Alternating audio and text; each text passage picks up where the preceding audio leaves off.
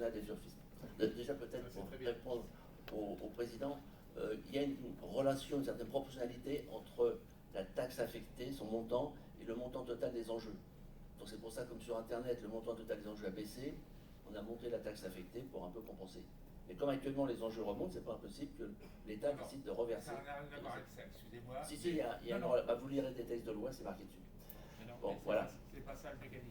Si, c'est le mécanisme, c'est écrit le sur les décrets d'État. C'est qu'il y a plus de courses premium. Ah non, c'est le décret d'État qui est écrit comme ça. Bon, bref. Voilà. Monsieur Restoni Bernard, effectivement, les turfistes sont ceux qui amènent la totalité du financement aux sociétés de course, même si derrière, effectivement, les propriétaires aujourd'hui, entre leur charge totale et ce qu'ils reversent aux sociétés de course, il y a quand même environ 40 ou 50% de pertes pour eux. Effectivement, les turfistes, ils ne participent pas beaucoup à vos décisions, et on n'est pas très écouté au niveau du PMU. Voilà, et on a effectivement, sur l'argent que nous donnons au PMU, on aime les courses et on voudrait qu'ils soient bien réutilisés. Effectivement, c'est l'argent principalement des turfistes français. Alors moi, j'ai noté un petit peu dans tout ce que vous avez dit. Vous avez, depuis 3, 4 ans, 5 ans, fait environ 30 millions d'euros de baisse de charges structurelles. De l'autre côté, il y a quand même eu 1,5 milliard de baisse des enjeux au niveau des points de vente, qui se rémunèrent à 2%. Ça fait également 30 millions de baisse en moins, de charges en moins. Donc 30 et 30, ça veut dire qu'il y a eu 60 millions sur 4 ans d'économiser.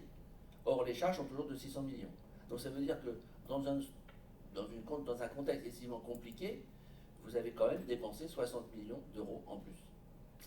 Bon, voilà, j'espère que ce n'est pas une dépense, c'est un investissement, mais ça reste quand même beaucoup par rapport au contexte actuel. Et puis alors, sur les grands parieurs internationaux quand même, parce que ça c'est quelque chose qui nous irrite, nous, turfistes. Vous avez dit tout à l'heure que c'était une niche. Et une niche, ça va vous amener une vie de chien, hein, ça c'est évident. Sur 600 millions, vous en reversez grosso modo 90%, vous avez dit ça peut être plus, 540 à ces gens-là. 540.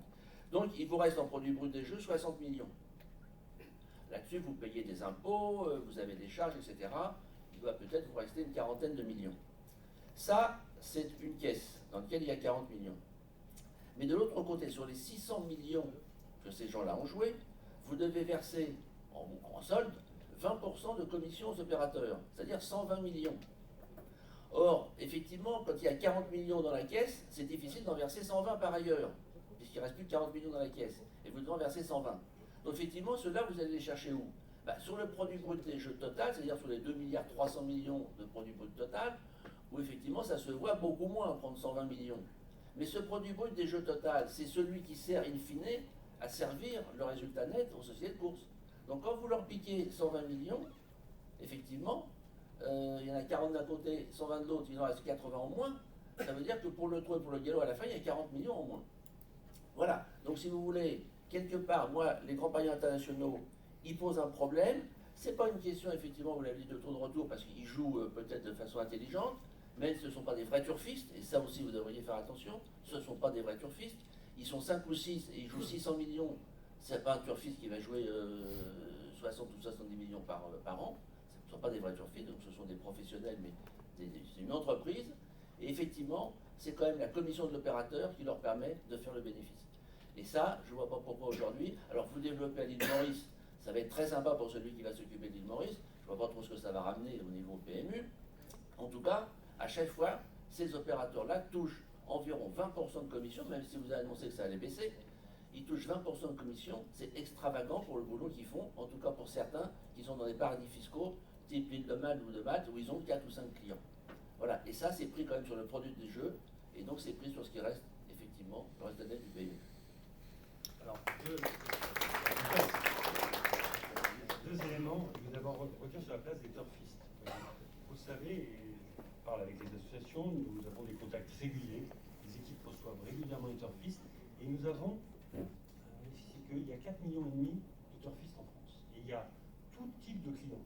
Il y a des clients très investis comme vous, comme les turfistes, et il y a des clients qui ont des voix qui portent moins et qu'on écoute tout autant.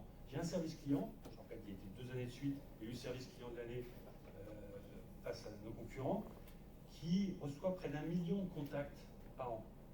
Toutes les semaines, j'ai une remontée sur ce que dit ce million de contacts. Donc je sais très exactement ce qu'il dit. Et donc il n'y a aucun.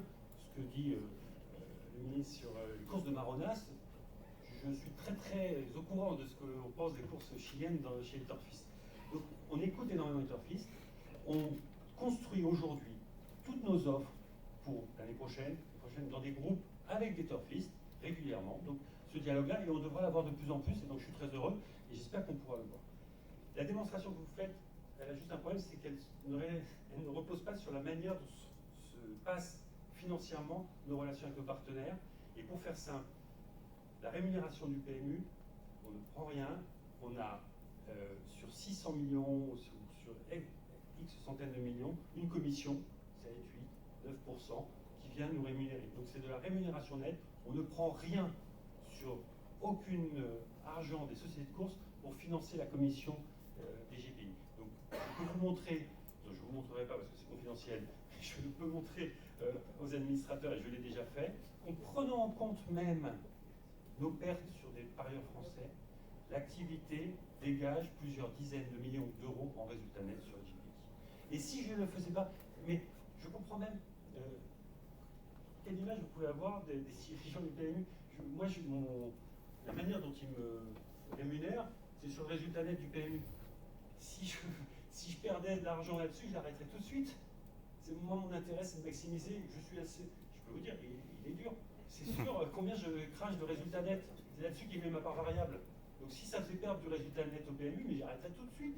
Je peux vous garantir, et nous en parlerons plutôt de manière moins publique, je vous dirai dans le détail, que ça rapporte plusieurs dizaines de millions d'euros aux sociétés de courses françaises. Sur une pièce et sur l'autre, ça en coûte 100. En prenant en compte tous les impacts sur l'ensemble.